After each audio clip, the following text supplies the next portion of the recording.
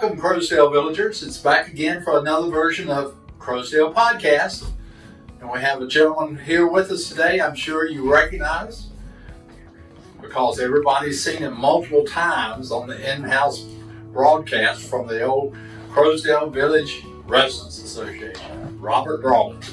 So, Robert, first thing I want to ask you, question number one. Tell me about your life up to high school. My life up to high school. Well, to borrow from the humorist Barry, what's his first name? Steve Barry. He said, as with many of the baby boomers, he started his life out as a baby. There you go. Now, but mine's a little earlier than that because I was born before the end of the 30s. Ooh. I was born on December the 26th, 1939, 4 minutes before my twin brother.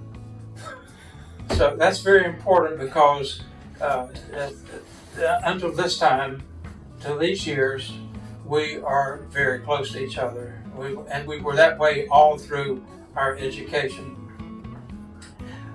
I started out in Charlotte, North Carolina. My father was a pastor, and so that was an occasion for us to move frequently. Yeah. I lived in Middle Tennessee, I lived in Atlanta, and then I went to Rock Hill, South Carolina, where I went from the 7th grade to finished high school there. And then my education, I went to a small college in South Carolina, Erskine College, and then to Erskine Seminary. And so that's kind of my education up to that point. And my acquaintance with all those parts of the South in growing up.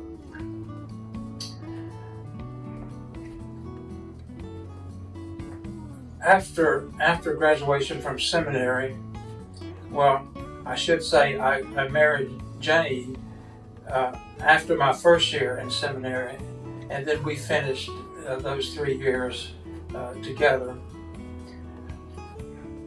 My first thing, I'm an ordained Presbyterian minister, retired of course, and my first thing was to teach in a seminary in Mexico. The Mexican church was independent, but they could have self-sustaining congregations, able to have its own institutions, and so they requested to have a teacher in their seminary, and so I was an agent of that. Mexican church, although my support came from the United States. Our first daughter was born 3 months before we went to Mexico, and so she grew up. The 3 years we were there, she was speaking Spanish the same way she would be speaking English. And then our second daughter was born while we were in Mexico, dual citizenship, and she also they spoke Spanish as they did English. But when I left Mexico, I became the pastor of a Eden Terrace Presbyterian Church in Rock Hill, South Carolina. That's where I'd gone to high school, and I was there for 6 years. Decided that I wanted to get further education, and I went to Princeton Theological Seminary and got my doctorate there.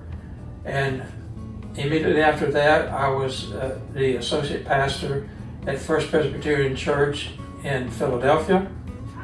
And then after a couple of years there, I went to teach at Memphis Theological Seminary in Memphis, Tennessee. And I was there for 13 years. Jane also was the registrar at Memphis Seminary. When we left there after 13 years, we went to Chicago, where I taught at McCormick Theological Seminary for 17 years. And of those 17 years, Jane was the registrar for 15 years. So we went to work for 28 years.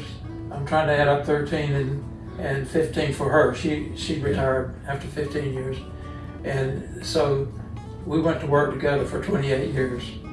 Way to go. Okay, now,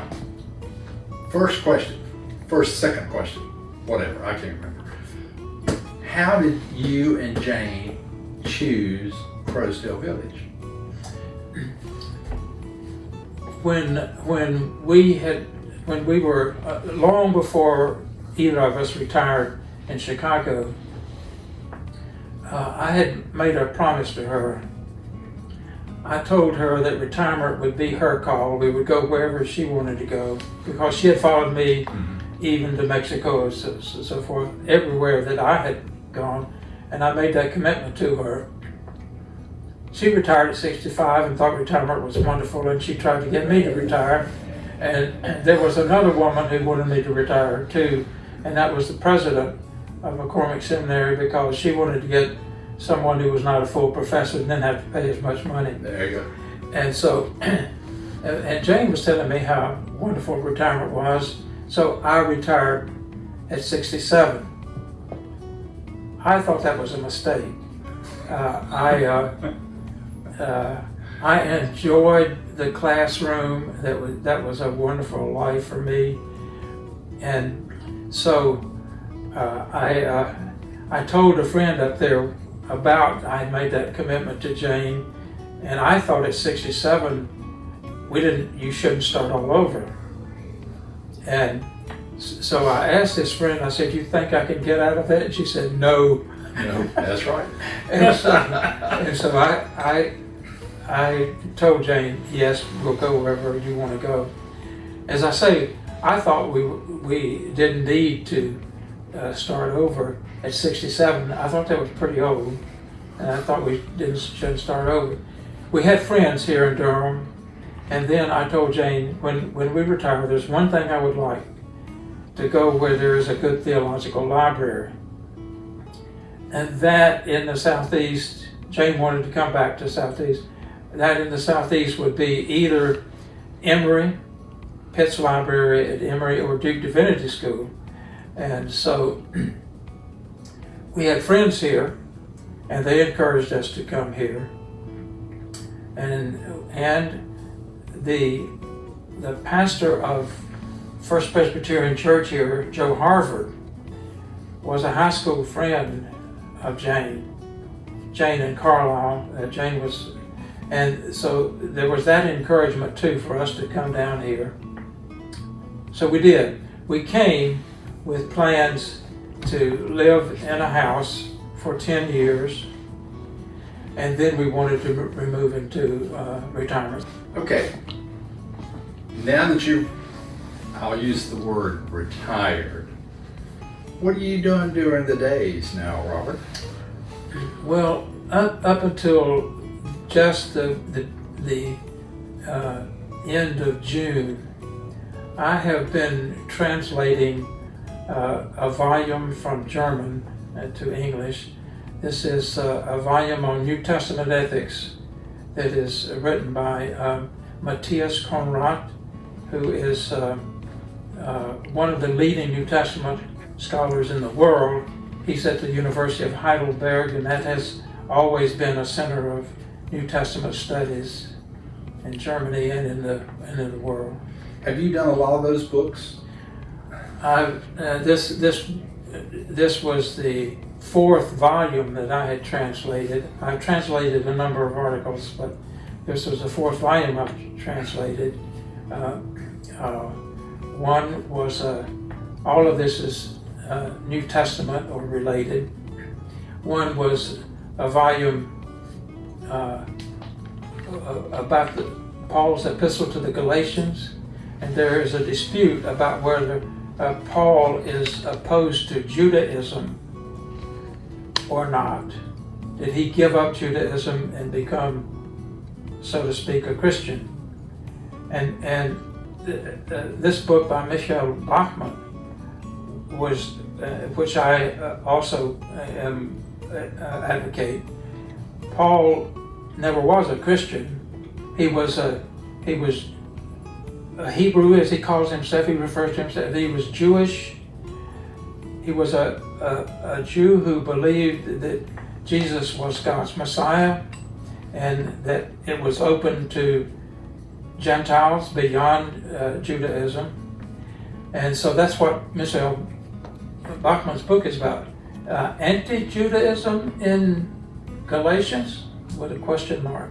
And his is, of course, no. So you've done several books. Yes. During the time I'd say just the time you've been in Durham, I guess. No, I translated that first volume. I think I was still in Memphis at the time. And then there was a very important work by another very prominent German New Testament scholar, Michael Bachmann. No, I said the wrong word. Michael Wolter. And it's just called Paul. It's called Paul? That's the name of it. Paul. And it's a quite a thick volume on Paul. A very, very important work in New Testament studies. I then translated a 2-volume work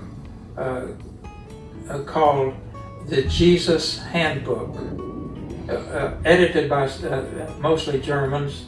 It's a collection of 67 articles in 2 volumes, which incidentally is in our library. Way to go. Good. Okay. Finally, I just finished this volume by Matthias Conrad, New Testament Ethics. And so you're looking for another one to do? I am not. I promised Jane at the end of the Jesus Handbook that I was through. I wasn't going to do anymore. And I went to a meeting of the Society of New Testament Studies, and they made me an offer to translate this final book on. The title is actually Ethics in the New Testament. And I said, well, I told Jane that I wasn't going to do any more of this, but I've been tempted. You've been tempted? And I succumbed. And it's a very fulfilling thing to be involved in something like that. But also, I'm at the stage where I know I'm not as capable of doing that as I once was. Yeah. But you'll do a great job at it. Well, it's still underway, but I finished the draft. Good. All right. Robert, we thank you for stopping by and talking to us for a little while. Good luck on finishing up your translations. More power to you. That's all I got to say. Because I don't read German, so I had enough trouble with foreign language. But anyway, thanks for coming by, Robert. Thank you.